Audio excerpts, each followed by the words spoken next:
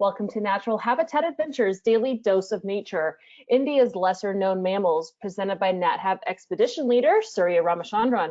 It is a pleasure as always, Surya. I'm going to hand it off to you.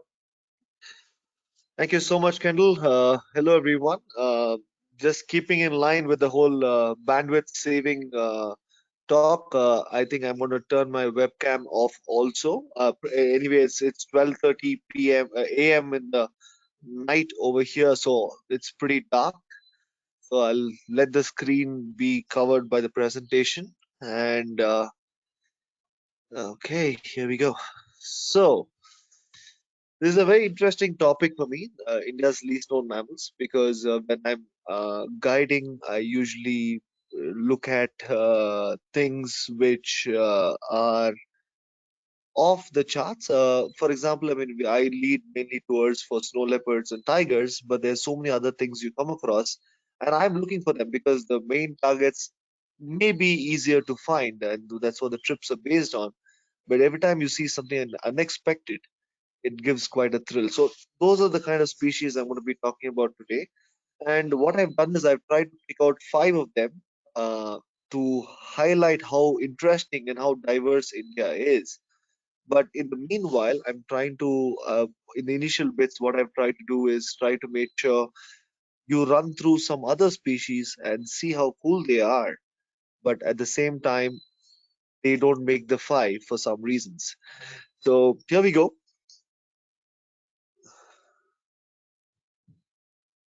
Well, that's me. And yes, here we start off. Indian mammals, which ones are the best kept secrets? So when we always say best and least known, it always becomes a very personal thing for everyone in many ways. And for me, one of my favorite animals always is Asian elephants. I live in the Nilgiris in South India, and that's where I'm broadcasting from now. And over here, I live in pretty much a trail for elephants. So I always have big male tuskers around me, and I have herds moving in during the season, which is pretty much now. So it's a very interesting time to watch and observe elephants. But today's talk is about what are the interesting species that make the list, and not just what my favorites are. So when we talk about least known mammals, I'd like to start off about the Malabar Civet. This is a very, very interesting mammal, simply because no one's ever seen one. Can you believe there's a mammal in India amongst the official mammal checklist that no one ever seen? So this is the Malabar civet, which is known only from a few skins in Kerala, in South India, which have been held by tribals. So basically, there's a lot of theories to this.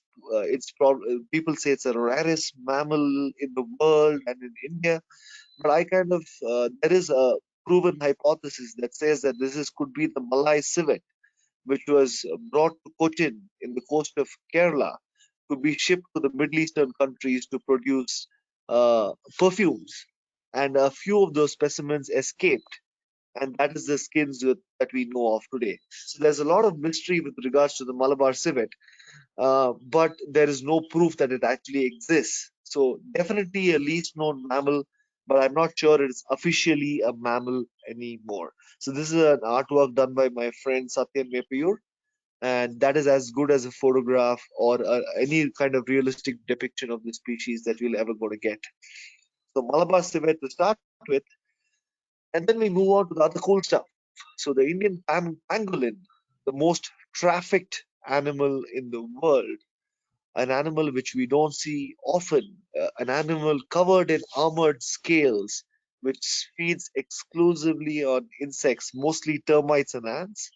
But unfortunately, the people in Southeast Asia and East Asia believe that the scales are an aphrodisiac and also have a cure for rheumatism. And they have been poached in, I mean, the last shipment, if I remember last year, that was caught was 3 tons. So this mammal weighs about 8 to 9 kilograms. So a 3 ton shipment, you can imagine how many, and that is just scales. Let me tell you that. So how many scales have been uh, shipped from India or South Asia across to Southeast and East Asia. So it's a very sad story, but the reality is we still don't know much about the pangolins. I mean, they're still very, very rare.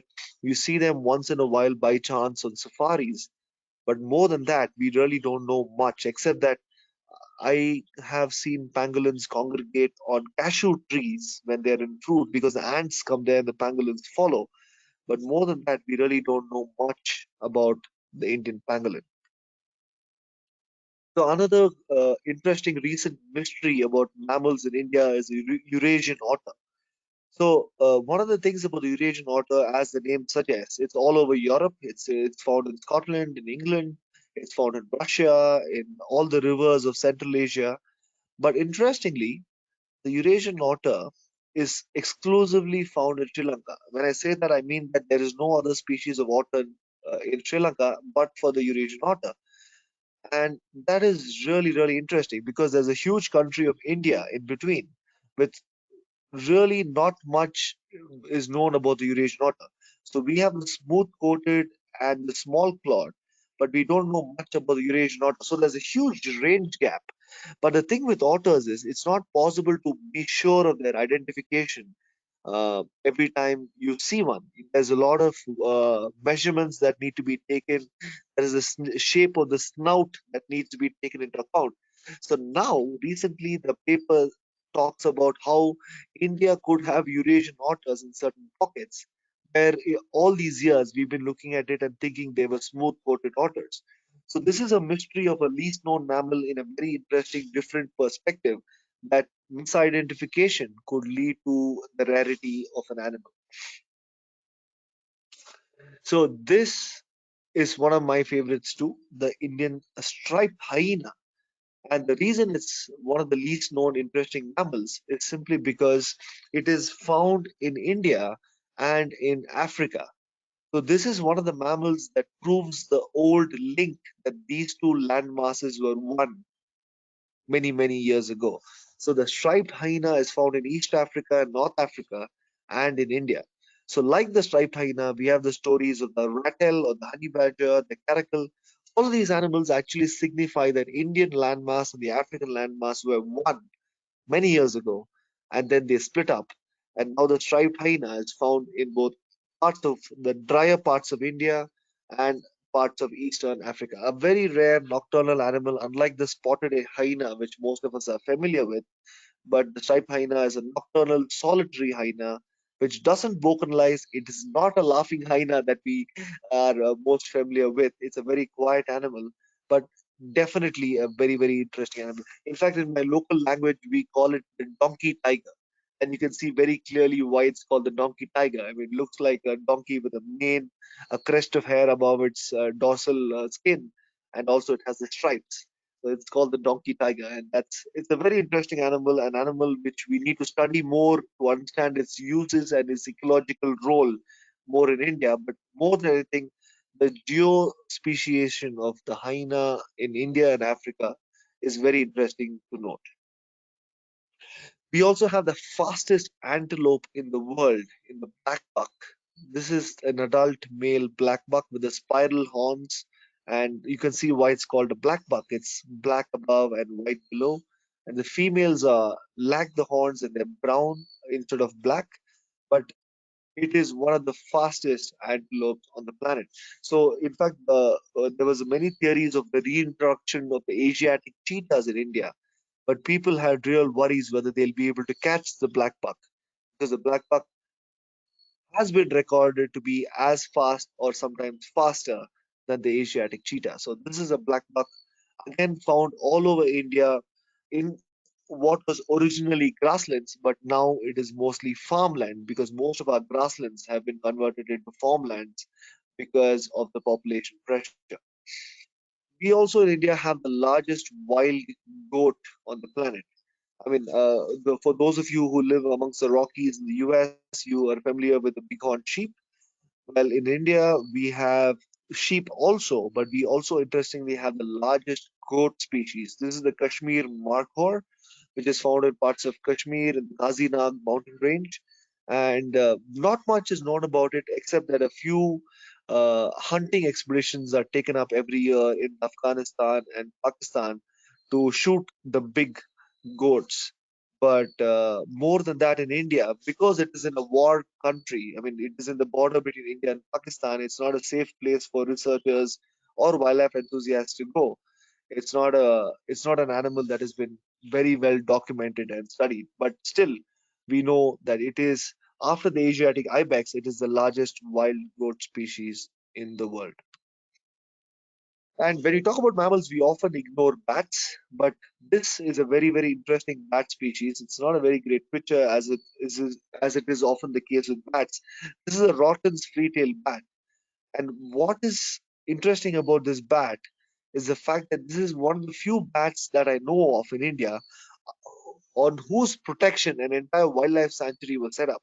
So this is the Rotten's free-tailed bat, and this bat was considered so rare that they set up Bhimgad Wildlife Sanctuary in the north west of Karnataka state in South India, and they actually set up an entire sanctuary just to protect the roosting sites of these bats. And I think that's really fantastic. And for a government of a country with 1.3 billion people to think of a bat and its importance, all kudos to the researchers and the people who work towards it. But now we actually have a sanctuary for Rotten's free-tailed bat in South India. And we often consider bats to, it's a misconception in many ways, but we also think that it really, they give us the creeps, if I may say that. But the painted bat is one that gives you a very different perspective of bats. So it's an orange and black, beautiful animal which lives mostly in banana plantations of Southeast Asia. Again, another least known, very poorly understood mammal, but one that is as important as any other in the Indian context. The painted bat. So we also in India have a blind river dolphin, the Gangetic river dolphin. Or across the world, we have four species, two in South America, of course, the pink dolphin, and the one in Peru. I'm not sure what the name is. And we have the Gangetic river dolphin in India and the Yangtze dolphin in China. So this is found in the tributaries of the Ganges in North India. And again, an animal, it is actually considered to be the national freshwater aquatic animal of India. But more than that, because it lives in murky water, it's very hard to study, very hard to observe. And with the constant construction of dams, which inhibit the movement of fish species upriver, dolphin's prey species is affected, which directly affects the dolphin in India. And of course, all of you living along, especially in Florida, all of you must be familiar with the manatee. But we also have a similar animal in India called the dugong, which feeds on seagrass off our coasts. And again, a very, very interesting mammal in India. And it's when we talk about mammals, we usually don't consider aquatic mammals. We always talk about terrestrial mammals. And to consider this animal, which was recently named the national aquatic mammal of the country, and this is the dugong. It's found in a few pockets in our east coast, but again, it's a very interesting animal. But is it endemic? Does it make our list of top five? I don't think so. So like this, we have many such species in India that are really interesting. Very little is known about them. But for the sake of our presentation, I've tried to separate five of them, and these are not the five. These are just some more of the interesting species. For example, out here is the slow loris, and would you believe this is actually a venomous mammal? It has actually something in its mucus that mixes with its saliva when it licks itself that makes it poisonous for predators. So that's how interesting this animal is, the slow loris. And we have an endemic lion-tailed macaques. We have our own wolves. We have the Palace's cat in the high Himalaya. We have the Travancore flying squirrel and the mountain goats like the Nilgiri. So we have a whole lot of mammal species going in India, which are really, really interesting. And apart from species, we also have very individual mammals, which are really interesting. I don't know how many of you have heard of black tigers. We have black tigers in one particular area of India, which are heavily striped. They have more melanin content in their skin, so they become much more darker than a normal tiger that you see in the back. Similarly, we have black leopards in India, and we have pseudo-melanistic leopards. So leopards which are a cross between a normal leopard and a black leopard, and you get this interesting color pattern. So these are interesting mutations that we look at when we talk about least known mammals. But again, there are so many criteria, there's so many personal agendas, personal thought processes that go into calling an animal the least known. But for the sake of today's talk, I've tried to define it in five distinct habitats and five really interesting mammals that I think showcase the diversity and how little we come when we seek when we come to India on our expeditions. So this is Singalila National Park in West Bengal. This is at the foothills of the Himalayas. And here we have very dense oak and rhododendron and bamboo forests. These are the lush 1,500-meter forests of the Himalayas, very green, very dense. And over here, we go looking for the red panda. Not mu- this one has always been in the shadow of its more popular cousin, the giant pandas of China. But this again is an exclusive bamboo and fruit feeder, and though it doesn't look much like the giant panda, it looks more like a raccoon.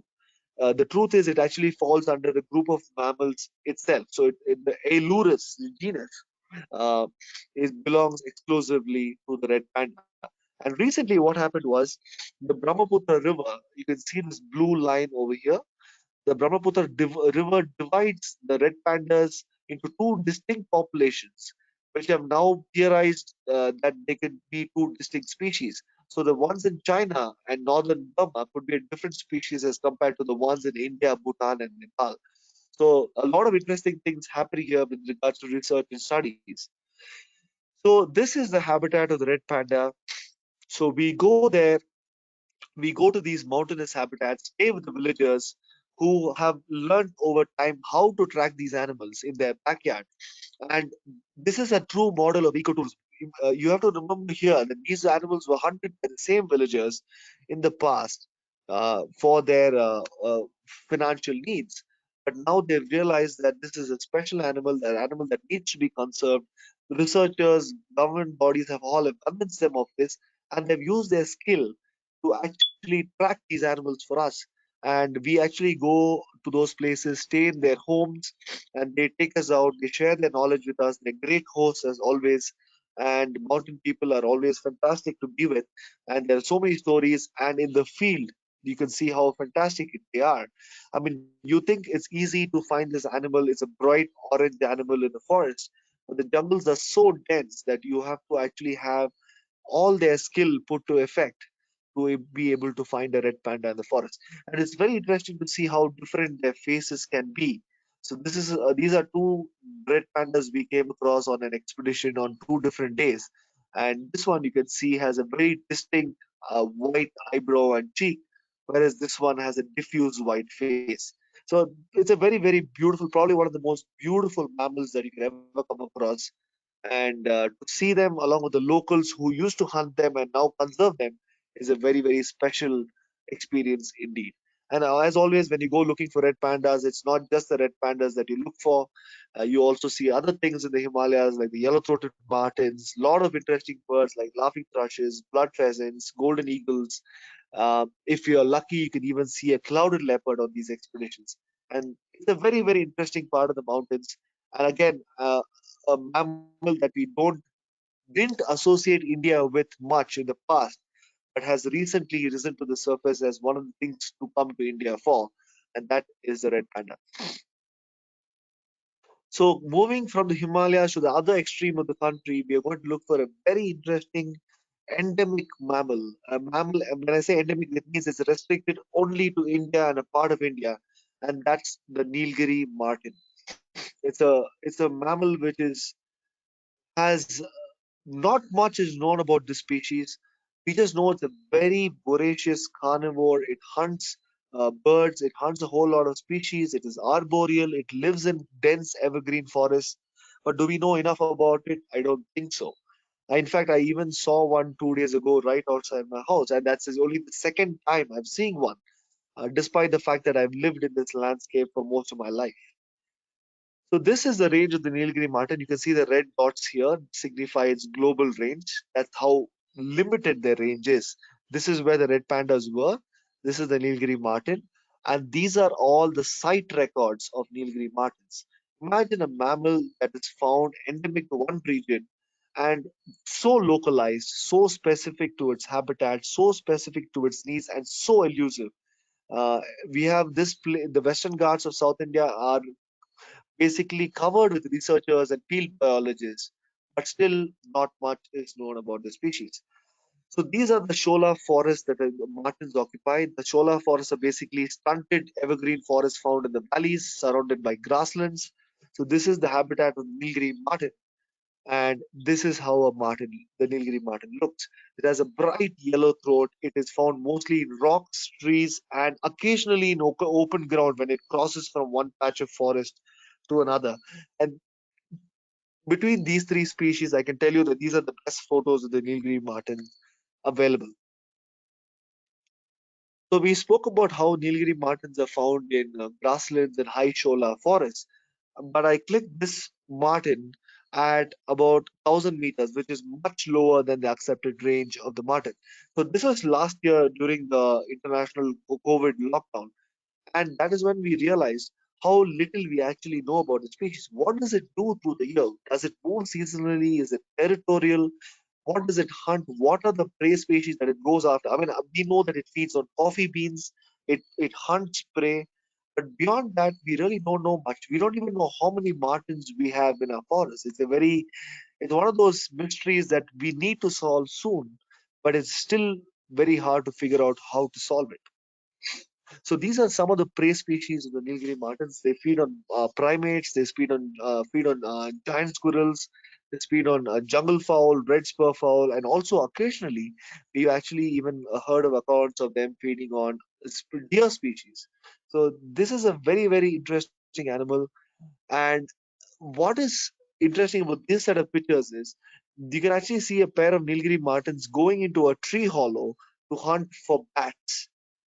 So just when we thought we had figured out a little bit about the Martins, a friend of mine goes out and documents something like this. They actually went into a tree hollow and caught bats and fed on them and then moved away from the tree. So this is a mammal which I believe feeds on anything that it can overcome. It is an active diurnal, a day active hunter which moves through the forest continuously, and it spends the nights in tree hollows. And that's as much as we know about the marten till now. We have a lot more work to be done, but it will have it will take a lot more time for us to figure it out. That's a Nilgiri Martin. And in my explorations in recent times, I've come across this particular rainforest in South India. It's called the Bambadam Chola National Park in the Western Ghats of Kerala. And that place has a good density of martins, and that's where most of the studies has been done. And recently, I believe that is the one place to go looking for them. Despite the fact that they're found in a wider area, I don't think you have a better chance of seeing one apart from this particular place. Pambadam Chola near Munnar in Kerala. So how can we not have a cat when we're talking about the least known best mammals? Uh, but why the rusty spotted cat? There are two reasons. One is it is the smallest wild cat species on the planet, and number two, out of the 15 wildcats in India, this is the only endemic wildcat to the subcontinent. So this cat is found only in India and Sri Lanka. Whereas every other species of cat, all the 14 wildcats other than the rusty spotted cat that we get in India, are found outside the subcontinent. From the tiger to the fishing cat to the jungle cat, they're all found outside, but this one is an endemic species. And it is also, interestingly, the smallest wildcat in the world. So this is the global range of a rusty spotted cat. Like I told you, Sri Lanka and India. And you can see the size of the cat. This is a camera trap image by the Forest Department in Maharashtra in central India. And you can see that this cat has caught a small mouse, but this is the size comparison of a rusty spotted cat with a mouse. In fact, they feed predominantly on geckos, crickets, or anything small they can overcome. And the interesting thing about rusty spotted cats is they spend the days in tree hollows. I mean, we hear about animals like squirrels spending the days in tree hollows, but the rusty spotted cat, a wild cat, is arboreal. It spends the days in tree hollows, coming down at night to the forest floor to look for small prey, and then goes back into the tree hollow for the morning. So that's how interesting this animal is. You can see the rusty spots, the fat tail, the white lining to the eyes, lips, and nostrils. It's a very, very interesting cat, and this is a good size comparison. 1.5 versus 260 to 325 kilograms for a tiger. So we have the tiger and the rusty spotted cat in some of the forests of India, where both can be seen on one single day. It's really interesting to see the size comparison.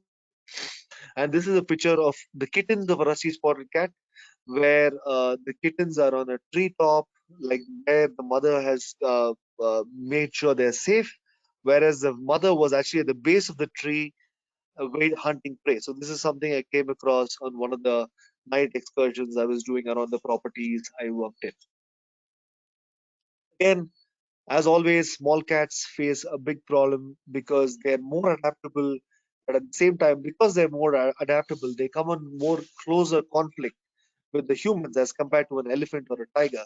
And roadkills are a very big problem for rusty spotted cats. But beyond roadkills, we also have an issue of rusty spotted cats preferring pseudo-human habitats. So they actually breed instead of tree hollows, they sometimes prefer roofs of village houses and old broken structures. So because of that, what happens is we come across rusty spotted cats in semi-urban areas. And here there's an interesting problem which comes across, which is basically the rusty spotted cats are breeding with domestic and feral cats. And sometimes we are coming across cats which look exactly like rusty spotted cats, but are like 2 or 3 times bigger than a wild rusty spotted cat. So, so basically, the wild gene pool is being affected by this process, and that's not something that's welcome. And I'd like to finish the rusty spotted cat story with this very special, rare picture taken by a friend of mine, Harsha, where he's photographed a rusty spotted cat with wild kittens in on safari, which is a very, very special image and a very rare image of this wild cat. So, this is, in fact, one of the strangest animals in India, the Sangai or the Bro antler deer. And in the following slides, you'll understand why. So this is where the Sangai lives in Manipur in northeastern India, in a particular national park called Cable Lamjau National Park. This is the only place where it is found. And this is how the national park looks. So this is the world's only floating national park. Can you believe that this is a national park which floats on a lake? The lake is called Loktak Lake, Loktak, and this national park floats on it. So basically, what happens is there are these huge masses of algal bloom and phytoplankton which get together, forming these islands. And the largest island is 40 square kilometer, and that island is called Cable Lamjau. And this deer lives only on these floating mats that float on the lake. So this deer is endemic to these floating islands. So this is the only floating national park on the planet, and this is how it is. So basically, we go on boats in these canals, and if you, with a boatman, what he does is whenever the islands are too close to each other, he just anchors his boat on one side and pushes the other island with his leg. So this entire mass moves to one side to clear this canal. If you can, you have to see it to believe it. And these deer have splayed hooves. They dance around, which is why they call dancing deer.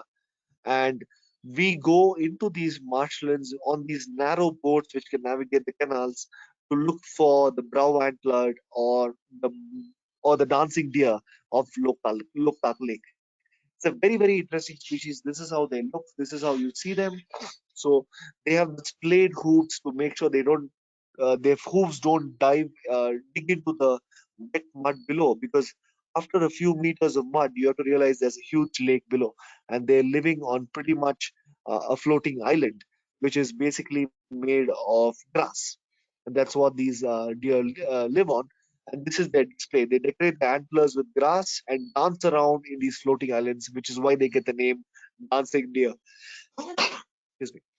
dancing deer. So that's locally they call it sangai, and this is probably one of the most rare and endangered deer species on the planet, restricted to a particular kind of habitat. So I should also tell you, most of these circles that you see here are formed by the fishermen, because the fishermen basically knot up these algal blooms together to form these islands which they need to basically corral the fish inside. So they catch the fish by forming these islands, and inadvertently they basically form these larger islands which serve the sangai and other species that are found here. And to talk about other species, we have the fishing cats, the hog deer, and interestingly, the eastern grass owl. All of them are found in the landscape of Cable Lamjau National Park or Loktak Lake. So how interesting is that? A deer that lives in a floating island in the only floating national park in the world. That's how interesting this species is, and definitely one of the best contenders for the least known mammals of the country.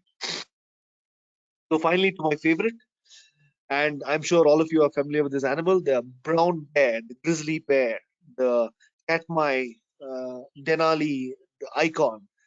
But can you believe we also have the same bears in India, the same species, the Himalayan brown bear, which is a subspecies. In fact, we have brown bears all across the northern hemisphere, from Japan to Alaska, across Europe, across Asia, and we have brown bears everywhere. And this is the brown bear species or subspecies that we get in India in the high Himalaya. So I was very, very lucky to work with these brown bears for a few years, and I found them to be an absolute delight. And the interesting thing is, this is the largest land carnivore in the country. It is not the Bengal tiger, but the brown bear that's the largest land carnivore. So this is the range of the Syrian brown bear, you have the European brown bear, you have the Kamchatka bear, the Japanese brown bear, we have a northeastern Chinese subspecies, you have the Tibetan brown bear, and this red is the Himalayan brown bear that you see here. And this is the one which we're talking about today, and that's the one I've spent time working with. So every year I used to go up there in the month of April because I work with snow leopards in the winter months. And just when the winter's over, I'll go towards the ranges of these bears to see the big males and the females with cubs come out of their winter dens. And basically, they come into a landscape like this. Can you believe a brown bear is waking up from hibernation after 5 months of no feeding, and they wake up to a landscape like this, a snow-covered landscape? I mean, why would they even do that? I mean, it's always puzzling. So this female has come out with her two young ones, and she has no feed around. And I was always wondering why they do this. And then I realized this is what they see. They see a village, they see an army camp, they see areas like this where they see opportunity. And these are the months of conflict for the bear. So these are tracks of a bear going into the village at night and coming back out in the morning. These are bears which are moving into town in the day. You can see the track over here, and that's a big town over there. So basically, these bears go down at night, raid the villages, raid the granaries, kill sheep and goat, and come out in the morning. And they do this till the snow melts in the month of May. So the month of April is usually the worst time for conflict. And once May starts, the grasses are available in the higher pastures. The marmots are out. There is so much other greenery for the bears to feed on. You have to remember they are omnivores. So once the grasses are out, they move to the higher slopes, start fattening themselves for their 5 months of feeding. And by November, they're so fat that some of them can actually become about 200% their body weight, because they have to really fatten up to prepare for their 5 months of no feeding. And finally, this is the peak. So imagine the landscape transforms from this to this. This is the same place which I photographed in two different occasions. So the bears have a bounty of food in the peak summer months, but just when they hibernate, excuse me, just when they come out of hibernation, they have a snow-covered white landscape that they have to have come into conflict with people, but later they have a green, plentiful landscape that they can feed on. And that is the final of my five least known mammals of our country: brown bears, rusty spotted cats, brown antlered deer, Nilgiri Martins, and the most beautiful red panda. And I just wanted to say, I want to talk about these things because these are very, very interesting species. which form their own habitat niches. We are always coming for the tigers or the snow leopards, but ever so often when I guide people, I like to talk about these things because these species indicate the changes in habitat and the changes in climate better than an animal which is far more wide ranging. So, as important as everything else, but unfortunately least known. Thank you so much for joining me today. All right, thank you so much, Surya. If anyone has questions today, I just want to remind you, you can submit those in your control panel under the questions field. Okay, first question. Someone's just curious if any of the animals that you spoke about today can be seen on Nat Hab's Grand India wildlife trip. Absolutely. I mean, when we go to, I lead the tiger tours in Ranthambore also, and we see the rusty spotted cat occasionally on those safaris, and we also see striped hyenas around the place where we stay. In fact, for those who are keen, I take them on night walks around the property to look for hedgehogs and moths and things like that. But ever so often, we do come across striped hyenas and the rusty spotted cats also. Uh, Red pandas is a very different place. We don't do those on the NatHab tours. It's a very different place that we have to go just for red pandas. But if you're lucky, you may just see a brown bear on one of the snow leopard tours if you have time. But that Wow, also depends on what time of the year you come for the brown bears. right. That would be amazing.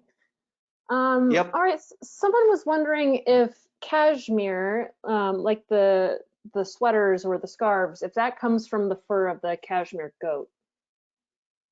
So that comes from a particular goat called the Pashmina goat, which is found in the north. It's found across Kashmir, but the best fur comes from the high pastures, the high plateaus, which are like 15, 16,000 feet, because it's so cold over there. The goats develop the finest undercoat, and that is what is combed off in the month of June for your Kashmir or Pashmina shawls. Mhm. Is the black tiger a completely different species than the more known tigers like Siberian or Bengal? So we have only one species of tiger in the world. We don't have multiple tigers. We have just one species of tiger. Let me just go there.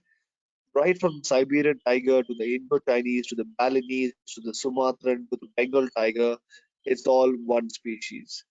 Okay, so this is a leopard. This is a leopard. This is a tiger. This is just animals with extra melanin, which is a basically a pigmentation of the skin. So they have an odd pigmentation. So they look black, and that sometimes get passed down by the lineage. Whereas if a mother or a father has it, there's a high chance that the young ones or the subsequent generation could show the same traits. That's how a local population develops an odd trait. So basically, these are all the same species as every other leopard or tiger, but they just show, if I may say so, a kind of mutation on their pigmentation.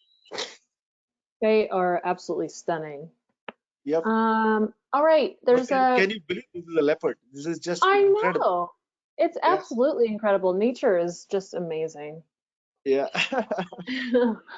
Are sorry, I'm probably going to butcher this name, the dugong related to manatees, and are they different, the ones in India, are they suffering similar issues to the manatees in Florida, meaning propeller strikes or poor water quality? Absolutely. I mean, we have people in both places, so the problems are the same. We do have the dugongs and the manatees are more or less the same, except the flipper in the tail, and there is some difference in their dentition, their mouth parts. But otherwise, it's pretty much the same animal. You can actually consider the manatee to be a dugong for all practical purposes, unless you're a mammal researcher. So the dugong has a single propelled tail, whereas the manatee has a sorry, the dugong has a double propelled tail, where the manatee has a single tail. But otherwise, they both live on seagrass. They both live in coastal waterways, and they both, yes, are definitely affected by propellers. But in India also, because of the poverty in some of the communities over there, they also take the manatees as a substitute for beef, and Mhm. it is a problem in most of mainland India. It is a very critically endangered animal. Hmm. Okay, there were a lot of questions about the deer you mentioned. So I'm going to go through Yes. those one by one.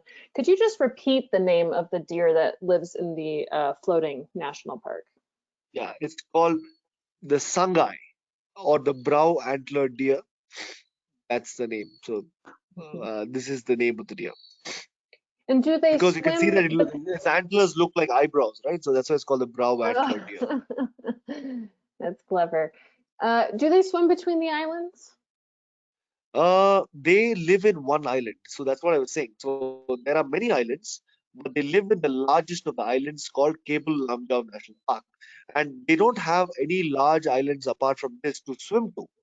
So other islands are small fishing islands, and people have small settlements like this. But the one large island that they live in is 40 square kilometer. So they're still waiting for a second habitat to migrate to. But for now, they just have this one large island called Cable Lamjau. So Mhm. that's the only island they live in. And what predators do they have, and also what do they eat? Well, they eat grass. They eat all these grasses, the fresh grasses they come out of the island. And with regards to predators, they were originally tigers here. There would have been swamp tigers here hunting them, but not anymore. But now they have their own issues of habitat loss. The people see that these islands are very rich in soil and very good for farming. So they are also cutting down the grass and doing their farm work. So there is a lot of issues, but this animal is slowly bouncing back. But yes, it is going to be a problem because if it is a conservation success story, then you'll need predators to control the population, which is currently not there. Mhm. There would have been tigers, there would have been wild dogs, not leopards, but tigers and wild dogs for sure, which were hunting these animals in the past, but not anymore. Mhm. That is such an interesting place. Uh, how does the Himalayan brown bear compare in size with the American grizzly? Much smaller, much smaller. So the largest Himalayan brown bear uh, at the peak of its annual diet could weigh about 350 kilograms, which is probably uh, less than two-thirds the size of a big grizzly. So yes, much smaller. They don't have the salmon diet. So the smallest subspecies of brown bear in the world is the Syrian brown bear, which is considered to be half the size or less than half the size of a grizzly, whereas these guys are somewhere in between. But the grizzly or the Alaskan brown bears that you see in some of the northern islands, they are the really big ones. Yeah. Hmm. Let me see. Oh, next question is, since tigers are so much larger than a rusty spotted cat, does it ever prey Yeah. on them? Sorry, can you repeat that? Sorry. Does a tiger prey on a rusty spotted cat ever? Well, if the opportunity arises, tigers will hunt anything. I mean, I've seen Mhm. tigers with the carcasses of leopards. I've seen tigers with carcasses of jungle cats. So I don't see any reason why not.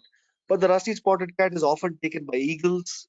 It is taken by leopards. It is taken by wild dog. Anything that can take it. But pretty much, a python will take a rusty spotted cat.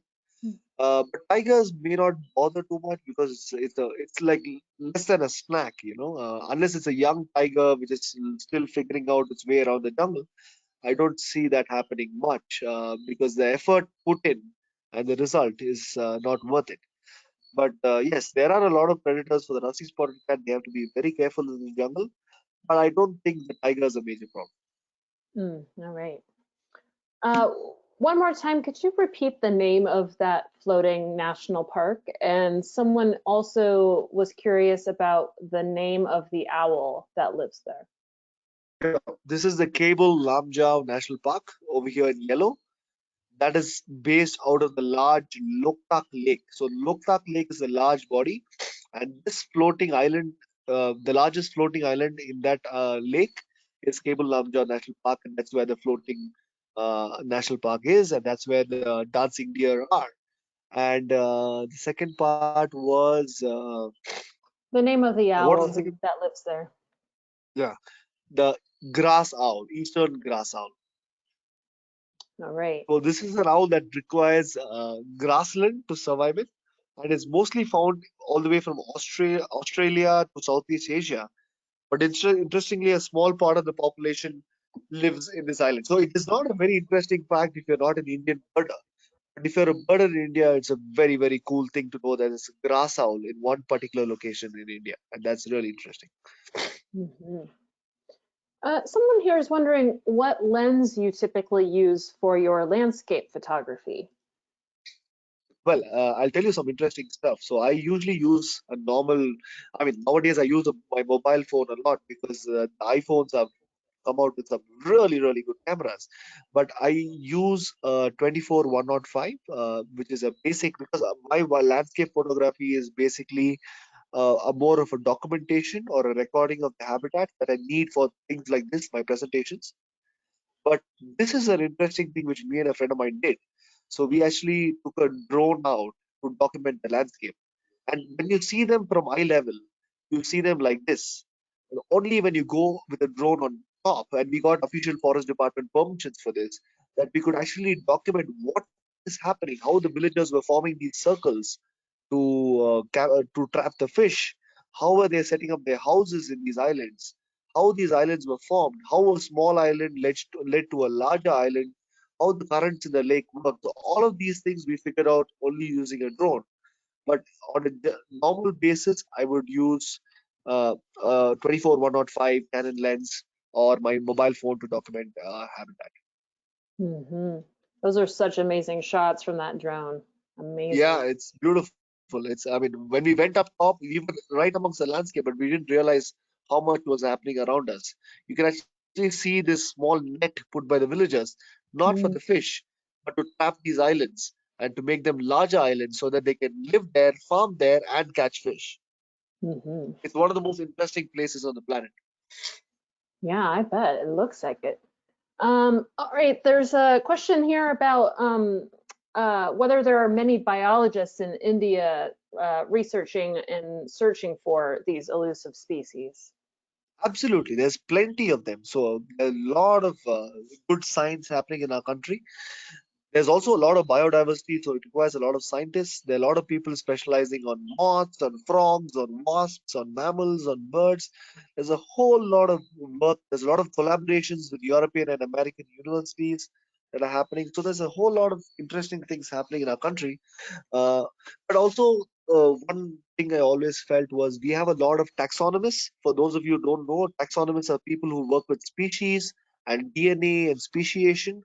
But in a country like India, with all its problems, I would say we need more ecologists.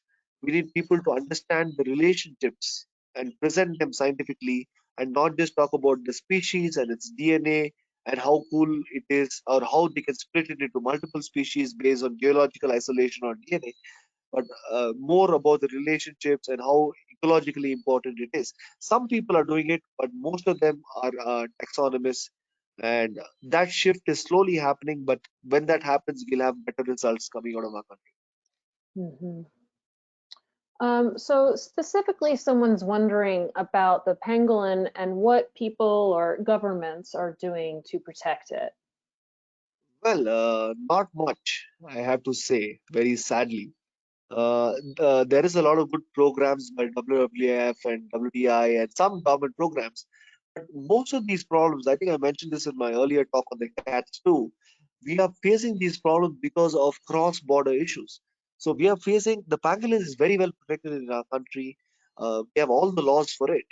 But most of the problem is that the pangolins leave India via Sri Lanka and they go to Southeast Asian markets. So there they're not considered a protected animal. So we are talking about pangolins being shipped from Africa in crates to China, and from India it's like half the distance. So it's easier to do it from India. So, and also with so much poverty in our country, the tribals and some of the forest dwellers know how to find them, and they find them and they capture them for a middleman who sells it to the next person, who ships it to China or Thailand or Vietnam or Indonesia or wherever they go. So conservation is very it's not black and white. There's a lot of grays, there's a lot of politics involved, there's a whole lot of things that need to come fall in place for an animal to get conserved in the real sense, not on paper. So the pangolin is protected on paper, but because of cross-border conservation. So within India, no one will touch it, but when it goes across the country, uh, there might be a few hunters in India who hunt them for meat once in a while, but that's not an issue. But the real problem is the mass poaching or the mass capture of these animals for the medicinal trade in Southeast Asian countries. And that involves a lot of politics, a lot of will, and a lot of cross-border collaborations for that to fall in place. Hmm. Someone just wrote in wondering if there's a reserve for pangolins anywhere. No, none at all. Pangolins are found everywhere. The pangolins are found in every part of the country. At least they are recorded in every part of the country. We don't know how many are left, where all they've been locally extinct, but no, we don't have a reserve for pangolins simply because we don't have them in such densities. I mean, you might create a reserve for pangolins and there might be just one or two there, and you might not have a reserve for pangolins and there might be hundreds over there. So it's not an animal that you can conserve by making a protected reserve. It's like protecting birds by setting up a small park for them, and when they fly out of it, they get killed. So it's something very similar to that. Hmm. Got it. Okay, final question today. Does the Asian black bear live in the same habitat as the Himalayan brown bear? So yes and no. So the Asiatic black bear lives in more oak and rhododendron forests, very similar to the red panda that we spoke about. So this is the place for an Asiatic black bear. Usually in these areas, the brown bears descend into these areas during the peak winter sometimes for food, but mostly this is just black bear, and the brown bears live in high altitude steppe grasslands and more stunted high altitude forests, whereas the black bears live in broadleaf oak and rhododendron forests in the lower altitude. So, for example, a brown bear you can say is found above 2,000 meters in the Himalayas, whereas a black bear can be found all the way from 800 meters to 1,500, 2,000 meters. So this is Mhm. the habitat of a brown bear, and the black bear habitat you saw was so dense and green. Right, right. All right. Well, Surya, I'm going to call it there with questions. Thank you so much for sharing all of this. It was so interesting to learn about these lesser known mammals of India. And I know it's very late and very cold and you're presenting outside, so I really appreciate your time today. I'm going to hand it back over to you for closing comments. Thank you so much, Kendall. Based on this small 1 hour talk, you can see how much more there is to see in India. And we're all going through a very interesting time in our lives. But hopefully, all of you will get a chance to see this, and hopefully, I'll be there to show all of these interesting animals to you on your visit to India. Look forward to seeing you all soon, and have a very safe 2021. See you soon. Thank you. Thank you so much, Surya. We look forward to traveling with you someday too. And thank you so Yep. much to everyone who tuned in today. Be sure to join us tomorrow for our next daily dose of nature. You can check out this week's lineup, including registration links, on our website at nathab.com/webinars. We did record today's presentation and we will have the replay available on our website soon. And with that, I'll conclude the webinar. Goodbye, everybody. Good night, Surya. Good night.